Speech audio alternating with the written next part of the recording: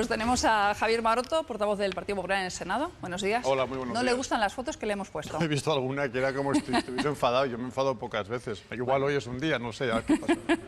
Bueno, pues si viene otro día le ponemos fotos sonriendo. ¿Qué le parece? Muy bien. Le quiero preguntar primero por las elecciones en Estados Unidos. ¿Qué le parecen los resultados? O, mejor dicho, ¿qué le gustaría más al Partido Popular que quien ganara? Bueno, yo primero una reflexión que seguro se están haciendo muchos españoles.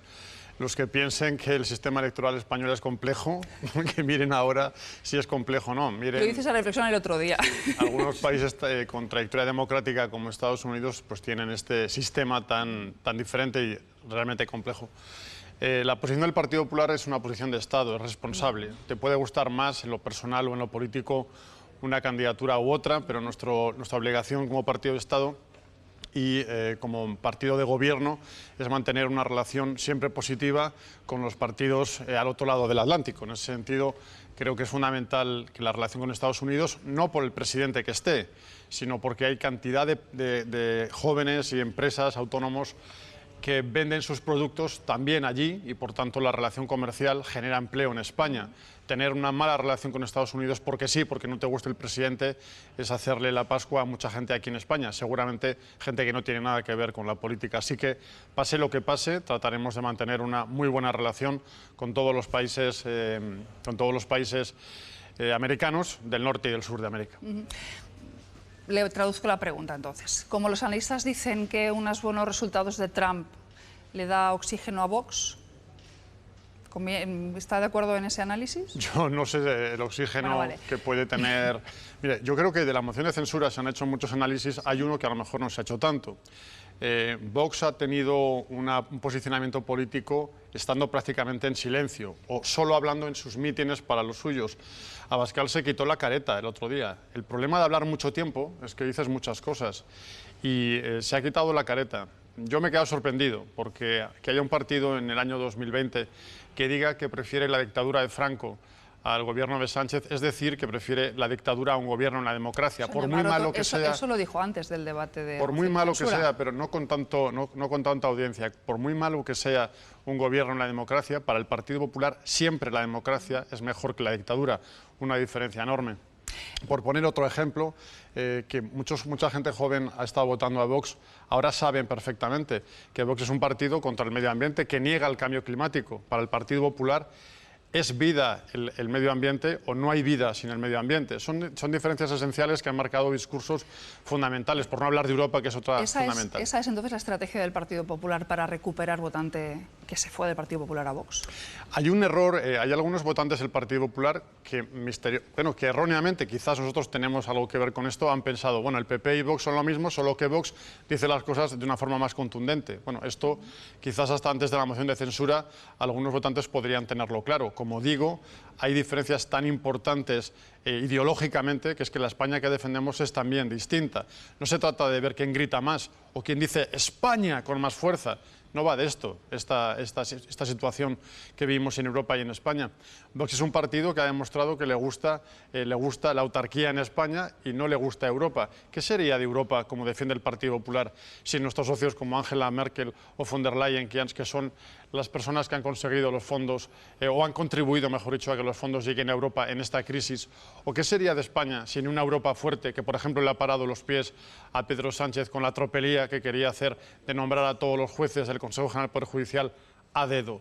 Bueno, pues son diferencias sustanciales, por no hablar de la violencia de género o la diversidad o cuestiones que parecen básicas en la Europa y en la España de 2020 y que, sin embargo, parecen de blanco y negro en Vox. No son cuestiones menores, son cuestiones de principios y hay que explicarle a todos esos votantes que realmente las diferencias son sustanciales, son esenciales entre uno y otro partido. Ahora hablaremos de la renovación del Poder Judicial. Entiendo que su respuesta es marcar las diferencias claras con Vox. Y yo le quería preguntar, después de este debate de la moción de censura, en aquellas comunidades autónomas donde el Partido Popular gobierna con Ciudadanos y con el apoyo de Vox, ¿temen que puedan poner en riesgo esos gobiernos? Por ejemplo, en Andalucía, Vox ya está poniendo condiciones más duras para pactar los presupuestos. ¿Qué cree el Partido Popular que va a ocurrir? Mire, la posición de Vox ha sido exclusivamente de apoyar no las investiduras de los gobiernos, es decir, la primera votación. Pongamos el ejemplo de Madrid, del Ayuntamiento. Vox tenía la opción de o Carmena o Almeida. no conozco ningún votante de Vox que hubiese preferido a Carmena Almeida. Entonces, es que las condiciones en una investidura es o uno o el otro. Pero yo le estoy preguntando si Vox va a poner en peligro esas Lo digo porque desde la izquierda, a diferencia de lo que sí hace Sánchez, que gobierna con la izquierda extrema, bueno, el partido, esto que produce tanta broma en Podemos, el Partido Comunista está dentro de Podemos. Cuando algunos hablan del gobierno socialcomunista, es una manera rápida de decir socialistas y comunistas. No estamos diciendo ninguna cosa rara. Pero yo le es la realidad. Por el gobierno de Andalucía, y contesto. Entonces, Vox no está en ningún gobierno con el Partido Popular, afortunadamente. Y digo además, Vox, antes de la moción de censura, ya estaba haciendo de las suyas. Lo digo porque, por ejemplo, Isabel Díaz Ayuso tuvo graves problemas para bajar los impuestos en Madrid porque Vox votaba en contra de esa bajada de impuestos con Podemos y con el Partido Socialista. Eso es lo que sucedía antes de la moción de censura, poner trabas, por ejemplo, a la bajada de impuestos en Madrid. Vamos a ver si se repite esto en Andalucía, pero yo creo que son piedras en el propio tejado de Vox. Es más quitarse la careta en el caso de Vox. Si Vox va a hacerle el caldo gordo a Susana Díaz y a Teresa Rodríguez, que mire cómo andan allí, pues es una opción política. Nosotros, desde luego, en el gobierno de Andalucía, que mantiene una muy buena salud en la coalición, vamos a seguir planteando presupuestos con bajadas de impuestos, con medidas razonables.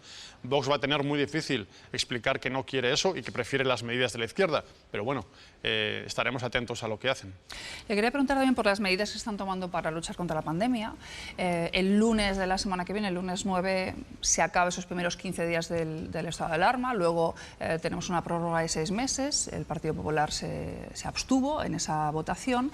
Y ya han dicho que si se tiene que modificar ese decreto de alarma, esa prórroga del decreto de alarma para tomar medidas, por ejemplo, como el confinamiento domiciliario, lo apoyaría. ¿Me confirma usted que el Partido Popular votaría a favor de ese cambio? No, no se lo confirmo. Lo que le puedo confirmar es la torpeza o la metedura de pata del decreto del estado de alarma que han aprobado y que resulta que si requiere confinamientos en la casa no valía. Es decir, que lo han hecho mal, que han sido torpes otra vez. O sea, nos han mantenido un debate para todas las medidas de confinamiento de las comunidades autónomas en la cogobernanza y resulta que si las comunidades necesitan el confinamiento en casa, ese decreto no les sirve para nada porque lo han hecho mal. Esto es lo único que le puedo confirmar a día de hoy. Nosotros tenemos una alternativa. El Partido Popular, además de ser vehemente en la crítica al Gobierno, que es nuestra responsabilidad, tenemos la obligación de tener una alternativa, explicarla de forma pedagógica. La nuestra es muy sencilla, por eso dijimos 8 semanas máximo de estado de alarma, porque es el tiempo necesario para modificar una ley que existe en nuestro país, que es la ley sanitaria contra las pandemias, modificarla para adecuar todas las cosas que pueden hacer las comunidades autónomas sin el estado de alarma, que luego permite cosas raras como que aparezca Pablo Iglesias por la puerta de atrás en el CNI. Esas cosas se pueden evitar si se modifica una ley como la ley sanitaria y mantenemos el estado normal de las cosas con medidas a veces difíciles para que las comunidades autónomas puedan tomar posición. Sí. Esa es la alternativa que proponemos. Y esa alternativa, fíjese si es buena, que Carmen Calvo nos la copió y anunció antes del verano, eso que dice el PP está muy bien, lo vamos a hacer. Lo dijo, y creo que está en la hemeroteca, lo pueden sacar ustedes aquí ahora mismo, pero resulta que después alguien le dijo, no, nada que haga el PP se puede llevar a cabo. Recularon otra vez y estado de alarma por 6 meses sin ningún control parlamentario, solamente con los consejeros de Sanidad en esa comisión. Sí, pero estamos a 5 de noviembre. Es verdad que la vicepresidenta dijo que se reformaría esa ley no se ha reformado.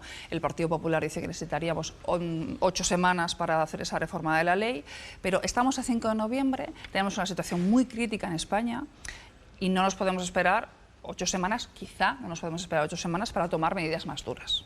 Con lo cual, yo le planteo, si a partir de la semana que viene vemos que los datos se disparan, que las medidas que se están tomando no son suficientes y se tiene que modificar ese decreto del estado de alarma para que se hagan confinamientos domiciliarios, le estoy preguntando si el PP lo aprobaría. Porque pensar en 8 semanas es que no tenemos tiempo. No, pero quizás no me he explicado bien. Estaríamos hablando para la semana que viene. Sí, no me he explicado bien, os está torciendo un poco lo que estoy diciendo. Yo no tuerzo, No, digo que no me he explicado bien. No estoy diciendo que hay que parar 8 semanas y que todo se descontrole 8 semanas. Digo que en tan solo 8 semanas, esto está anunciado desde antes del verano por el PP. O sea, ya estaría hecho. Estamos diciendo que lo que proponemos se tarda en regular 8 semanas. Mientras tanto, lógicamente, estado de alarma. que nadie se equivoque. Es decir, el PP no dice que se quite el estado de alarma para ponernos a hacer una ley, no. Estado de alarma mientras tanto porque Sánchez no nos ha dejado otra, pero 8 semanas, no 6 meses sin control parlamentario. Esa es la cuestión que proponemos. Y en relación a su pregunta, hombre, nosotros no es que vayamos por detrás del gobierno a apoyarle, es que en demasiadas ocasiones hemos ido por delante. Le quiero recordar, Isabel Díaz Ayuso fue la primera que dijo hay que cerrar colegios cuando Sánchez estaba todavía montando el 8 de marzo. El presidente de Murcia fue el que empezó a hacer confinamientos antes de que todo el mundo se rasgase las vestiduras. ¿Qué es esto que está haciendo el gobierno de Murcia? Los colegios en Madrid se cerraron después del 8 de marzo, señor Maroto, que tengo hijas y yo me acuerdo. En la Comunidad de Murcia se tomaron medidas de confinamiento antes que el estado de alarma. Lo mismo que en Madrid, que fue Ayuso, que cerró colegios antes del estado de alarma. Sí, pero que fue después del 8M. Sí, pero es que del 8M y el estado de alarma hubo días, ¿no? Una semana. Bueno, eso es.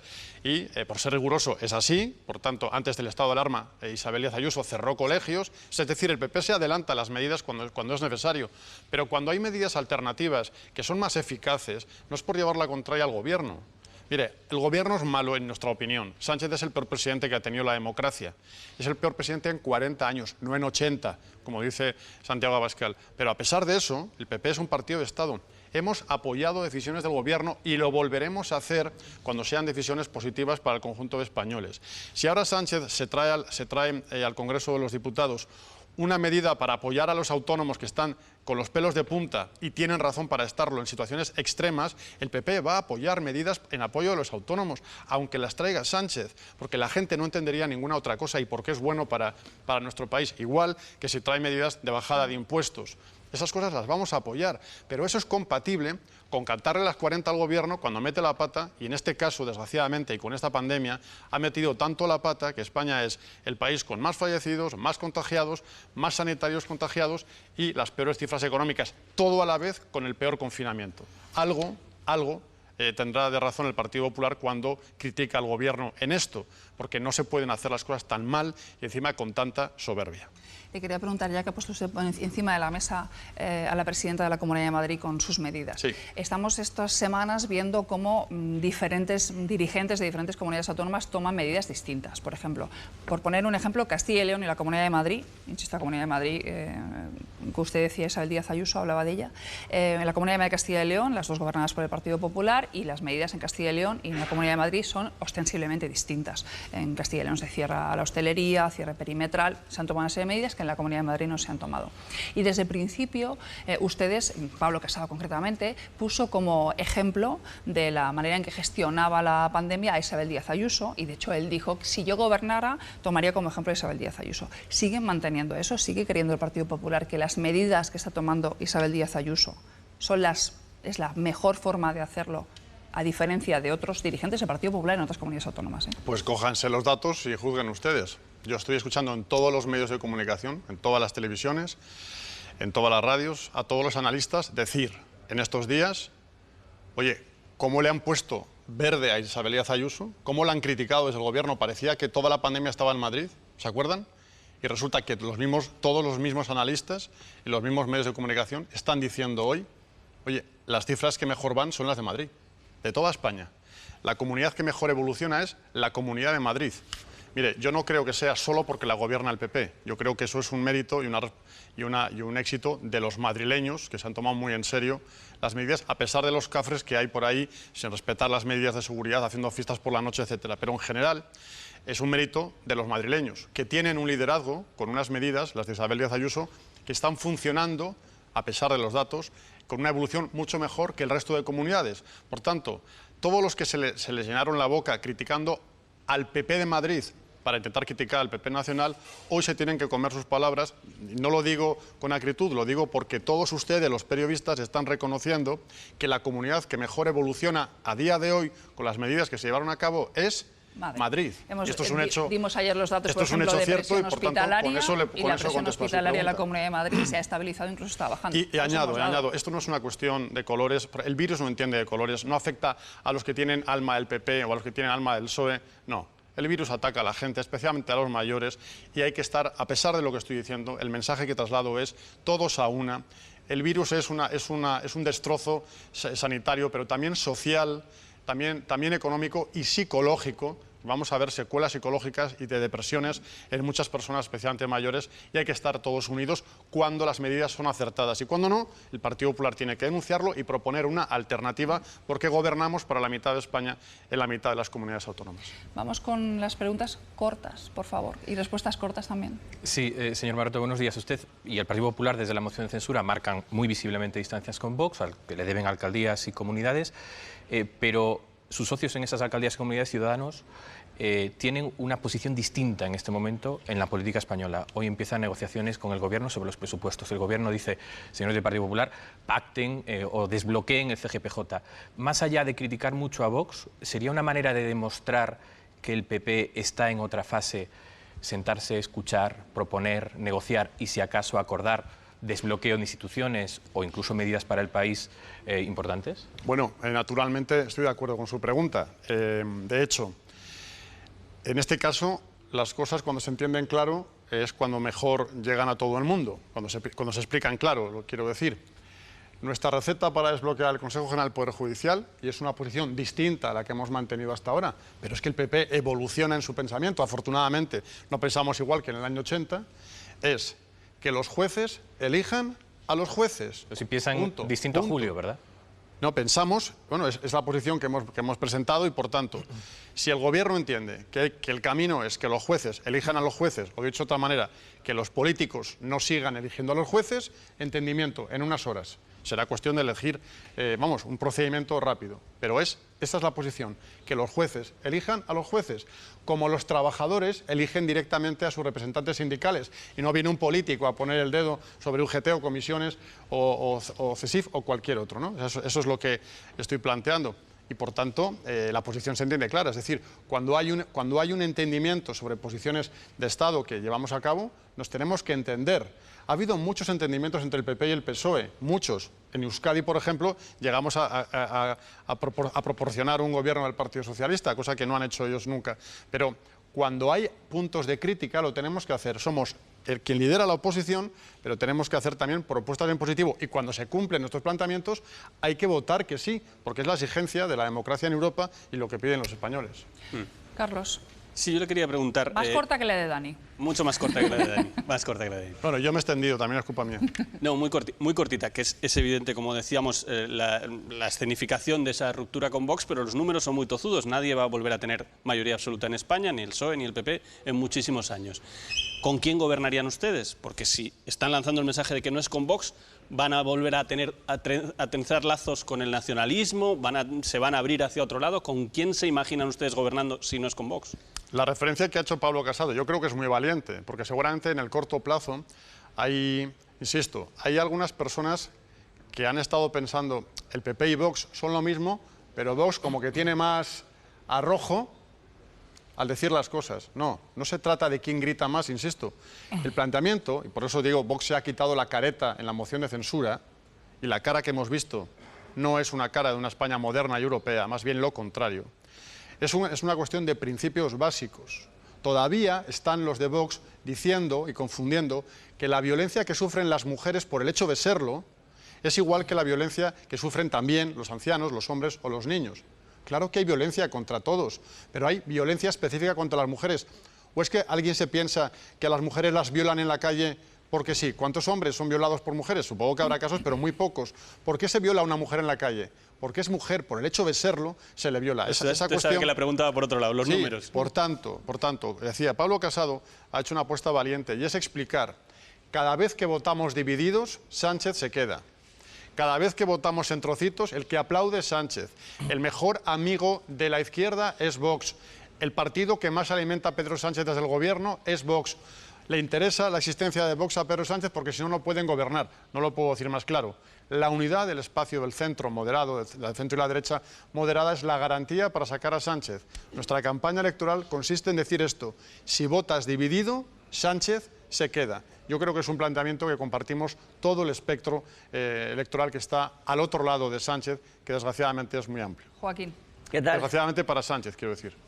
Hola. Buenos días, señor Maroto. A ver, usted es el portavoz del Partido Popular en el Senado y el vicepresidente de Derechos Sociales ha enviado una serie de contratos en relación con el coronavirus, en el que se omiten aspectos relevantes que impiden conocer con quién contrata ese ministerio o por qué razones se contrata. Yo le quiero preguntar qué va a hacer el Partido Popular para que se conozca el contenido de esos contratos.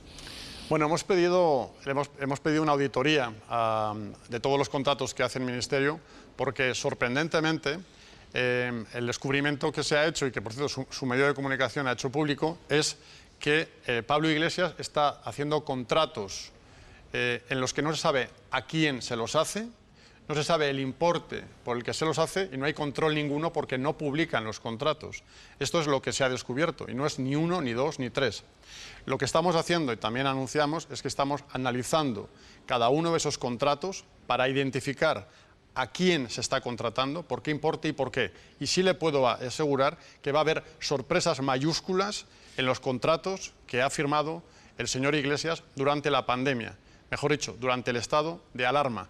Sorpresas mayúsculas en los contenidos de lo que vamos a ver en esos contratos. Y, naturalmente, una vez que eso se haga público, siempre cabe la vía del recurso y de la denuncia, para que los tribunales puedan, en su caso, tomar posición. May. Permite respuesta rápida, no te preocupes, Mónica. Sobre presupuestos. Hoy el Gobierno empieza ronda con los grupos parlamentarios. ¿Qué va a hacer el Partido Popular? ¿Si va a presentar enmienda a la totalidad? ¿Se abre a negociar esos presupuestos? ¿Alguna pista más allá de criticarlos meramente? Sí, bueno, hay una cuestión, hay una línea roja que es lo de los impuestos. Lo digo porque también todos ustedes, los medios de comunicación, han publicado que en todos los países de Europa en la pandemia bajan los impuestos y todos ustedes han publicado que el único que sube los impuestos es Sánchez. Increíble. Entonces, también vamos a explicar una cuestión. No es verdad que Sánchez suba los impuestos a los ricos. O sea, eso de que solo sube el impuesto de la renta a los de más de 300.000 y el impuesto de patrimonio a los de más de 10 millones, que eso es verdad, eso es el chocolate del loro. Lo digo porque van a incrementar los impuestos a todo el que hace una aportación a un fondo de pensiones. Hay 7,5 millones de españoles... ¿Eso lo van a negociar? No, pero es que todo eso es lo que vamos a poner sobre la mesa. 7,5 millones de personas en España, seguramente muchos de ustedes, yo mismo, tratamos de hacer una contribución a un fondo de pensiones. Cobrando lo mismo y haciendo la misma aportación, el año que viene pagaremos más impuestos. Eso es subirle el IRPF a 7,5 millones. Todo el mundo que tiene un seguro de vehículos o de vivienda va a pagar más. Todo el mundo que se bebe una Coca-Cola o una Fanta va a pagar más. Esos impuestos no son para los ricos. El consumo de las bebidas gaseosas son en general para todo el mundo. Todo eso vamos a ponerlo sobre la mesa. Si Sánchez levanta la línea roja de no subir los impuestos, estará facilitando el entendimiento con nuestros planteamientos. Si mantiene, como a día de hoy, la exigencia de subir los impuestos a millones de españoles, como acabo de explicar, no hay posibilidad de acuerdo presupuestario, porque es una barbaridad subir los impuestos con lo que está cayendo. Y la otra línea roja es rescatar, salvar a los autónomos. Salvar a los autónomos de verdad, porque hay gente que están al límite de sus posibilidades. Y esos no son el IBEX ni la gente con la que se reúne Sánchez. Son asociaciones como ATA a la que dejan fuera al otro lado cuando se reúnen con los agentes económicos. Los autónomos están perdidos de la mano de Sánchez. Señor, y es una exigencia que tenemos que hacer también. Vamos a avanzar. Una pregunta ciudadana tenemos. Adelante. Una pregunta de Antonio, que nos la ha enviado a través del Twitter del programa. Le plantea lo siguiente: como político y persona perteneciente al colectivo LGTBI, ¿qué le parece la ley trans de autodeterminación que propone el Ministerio de Igualdad? Hay una ley parecida que ya funciona en Andalucía. Gracias. Bueno, creo que no tiene nada que ver con la que funciona en Andalucía. Lo que ha propuesto la ministra Montero es que cualquier persona pueda iniciar un cambio de género sin necesidad del apoyo de los padres, ni siquiera su consentimiento y sin ningún informe médico. Es decir, ahora cualquiera de ustedes podría decir quiero cambiar y hay que cambiarlo de forma inmediata. Esto, cuando alguien es adulto, podría tener una reflexión, pero yo solo quiero apuntar un dato que algunas mujeres especialmente, incluso personas vinculadas al Partido Socialista, me han hecho llegar. En el Reino Unido se inició este debate. El incremento de cambios de sexo en niñas pequeñas, menores, y se incrementó en un 4.000% de golpe. Esto significa que es una barbaridad permitir que sin ningún tipo de apoyo, ni de ayuda, ni consentimiento de los padres se pueda realizar un cambio de género. Es una barbaridad, y lo digo yo también, una barbaridad la propuesta de Irene Montero. Bueno, pues muchísimas gracias por haber estado hoy con nosotros. Me gustaría que me aclarara una cosa antes de irse. En la Comunidad de Madrid, que hemos dicho que los datos han mejorado tanto, han mejorado mucho, por las restricciones que se han tomado. Yo quería que me aclarara una cosa. ¿Cómo puede ser que hace 2 semanas, 3 semanas, cuando el Gobierno decretó el estado de alarma en la Comunidad de Madrid solo, ustedes consideraron un atropello y ahora todo el mérito es del Gobierno de la Comunidad de Madrid? Vamos a ver, es que no tiene nada que ver. No, en mi opinión, no. Lo que hizo Sánchez es decretar unas medidas que se las tumbó un juzgado, un juez. Es decir, como decía al principio de la entrevista, Sánchez, además de hacerlo mal, es que mete la pata. Como lo del decreto este, que resulta que ahora se han olvidado de que permitir que las comunidades puedan hacer confinamientos familiares. No quiero debatir con usted, pero los Tribunales Superiores de Justicia de otras comunidades autónomas no tumbaron ese decreto, porque se transpusieron de otra manera. Porque lo hicieron bien, Pero lo hicieron bien las comunidades autónomas, con el mismo decreto. Perdone, vamos a ver. La Comunidad de Madrid toma unas medidas. A Sánchez no les gusta y quiere poner otras. Los jueces dicen que Sánchez ha metido la pata y dan la razón a Ayuso. Y entonces, porque sí, porque lo valgo, estado de alarma para Madrid. Es una especie de enfado porque he perdido el juego. Entonces, ese estado de alarma no era necesario, como se ha comprobado y como usted muy bien ha dicho. Los datos han mejorado, por ¿no? eso mismo. Estamos de acuerdo en eso. Se ha mejorado porque las medidas que ha implementado la Comunidad de Madrid, la Consejería de Sanidad y la presencia de la Comunidad de Madrid, e insisto, y el esfuerzo de los madrileños, de todos ellos, ha llevado a la comunidad a ser la comunidad que mejora con más rapidez en esta pandemia. Y deseo que todas las demás lo puedan hacer porque, insisto, aquí no hay que hacer distinción alguna por colores políticos ni por comunidades autónomas. En cualquier caso, como ciudadana, le diré que a los ciudadanos nos da igual quién tome las medidas. Sin duda. La cosa mejor. Exacto. Lo que como ciudadana, igual que yo, pensamos es que las medidas que toman los políticos tienen que estar acertadas. Ya está bien de meter la pata que han pasado desde marzo desde el marzo y desde primavera demasiados meses como para seguir R que R metiendo y tropezándose con la misma piedra todo el rato. Siempre los últimos en la escala de Europa ya está bien, que sí que hay que apoyar, pero no podemos estar apoyando con la boca callada. Cuando las cosas se hacen bien, se apoyan. Cuando se hacen mal, hay que denunciarlo, porque para eso en una democracia existe el gobierno y existe la oposición. Gracias. Gracias por Un placer. estar con nosotros en la hora de la 1.